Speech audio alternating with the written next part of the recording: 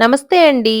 Welcome to Andhra రుచులు by Sridevi. ఈరోజు మన వీడియోలో ఇంట్లో రసం, సాంబారు, పులుసులు చేసినప్పుడు సైడ్ డిష్‌గా నలుచుకోవడానికైనా, లేదంటే వట్టి అన్నంలోకైనా మంచి టేస్టీగా ఉండే చామదుంపలతోటి వేపుడుని చూపిస్తానండి. ముందుగా చామదుంపల్ని శుభ్రంగా కడిగి ఒక బౌల్‌లోకి తీసుకోవాలి. చామదుంపల్ని నేనిక్కడ హాఫ్ కేజీ తీసుకుంటున్నానండి. కుక్కర్‌లో అన్నం ఉడికిస్తాం కదండీ! ఆ పైన ఈ చామదుంపల బౌల్ పెట్టుకొని ఉడికించుకుంటే సరిపోతుందండి.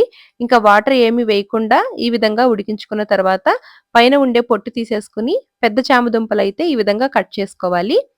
చిన్నవైతే అవసరం లేదండి. ఇప్పుడు స్టవ్ మీద పాన్ పెట్టుకొని ఫ్రైకి తగినంత ఆయిల్ వేసుకొని, ఆయిల్ వేడైన తర్వాత శనగపప్పు, మినపప్పు, ఆవాలు, జీలకర్ర, ఒక 3 ఎండుమిర్చి వేసుకొని ఫ్రై చేసుకోవాలి.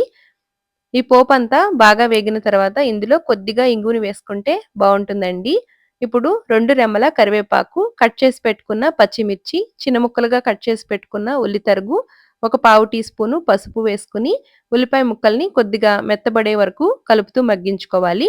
మరీ కలర్ మారాల్సిన అవసరం లేదండి. కొద్దిగా సాఫ్ట్‌గా అయితే సరిపోతుంది. ఈ ఫ్రై చాలా టేస్టీగా ఉంటుందండి.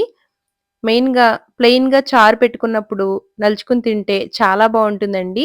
ఉల్లిపాయ ముక్కలు ఇలా కొద్దిగా మెత్తబడిన తర్వాత కట్ చేసి పెట్టుకున్న చామదుంపల్ని వేసుకోవాలి. ఇలా కుక్కర్‌లోంచి తీసిన వెంటనే పైన ఉండే పొట్టు తీయకుండా కొద్దిగా వేడి తగ్గిన తర్వాత తీస్తే చామదుంపల నుంచి పొట్టనేది ఈజీగా చేతికి అంటుకోకుండా జిగురు జిగురుగా లేకుండా వస్తుందండి.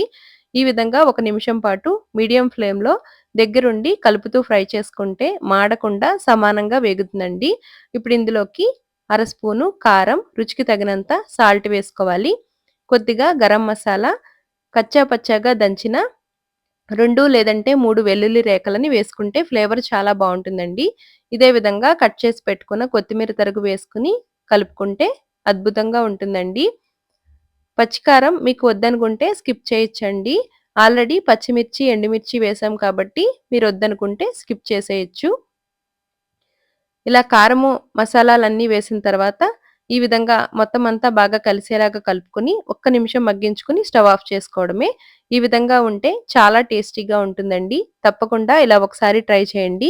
ఈ వీడియో మీకు నచ్చితే లైక్ చేసి మీ ఫ్రెండ్స్ అండ్ ఫ్యామిలీ మెంబర్స్‌కి షేర్ చేయండి. మన ఛానల్‌లో ఉండే వీడియోస్‌ని మీరు ఎప్పటికప్పుడు చూడాలనుకుంటే ఛానల్‌ని సబ్స్క్రైబ్ చేసుకొని పక్కనే ఉండే బెల్ బటన్ క్లిక్ చేసినట్లయితే నేను వీడియో పెట్టిన వెంటనే మీకు నోటిఫికేషన్స్ వస్తాయండి. మన ఛానల్‌లో చాలా రకాల రెసిపీస్ ఉన్నాయి. ఎండ్ స్క్రీన్‌లో వాటి యొక్క లింక్ ఇస్తాను. డెఫినెట్‌గా ఒక్కసారి చూడండి. చాలా టేస్టీగా, సింపుల్‌గా తయారు చేసుకోవచ్చండి. ఐరన్ పాన్ ఉంటే డెఫినెట్‌గా ఐరన్ పాన్‌లో చేసుకోండి. టేస్ట్ డబుల్ అవుతుందండి. మరొక మంచి వీడియోతో మళ్ళీ కలుద్దామండి. Thanks for watching. బాయ్.